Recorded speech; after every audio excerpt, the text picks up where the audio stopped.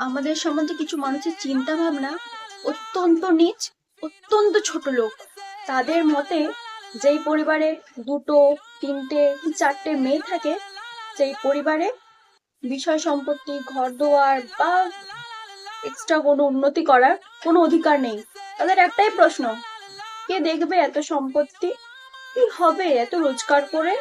মেয়েগুলোর বিয়ে দিয়ে দিলে তো মেয়েগুলো চলে যাবে। এত রোজগার করে কি হবে? কে খাবে তোমাদের? কি হবে এত এত টাকা?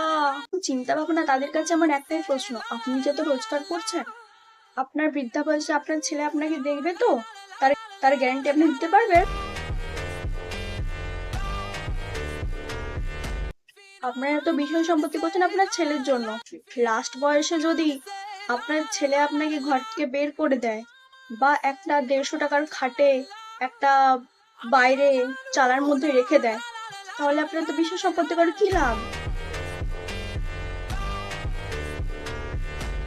কি করছেন এত বিষয় সম্পত্তি? নিজের ছেলেরা আপনাকে দেখবে কিনা সেটা নিয়ে ভাবুন। পরের পরিবারে পরের মেয়ে তাদের দেখবে নাকি সেটা নিয়ে আপনার ভাবনা চিন্তা করার কথা না। যত সব ছোট লোক কোথাকারে।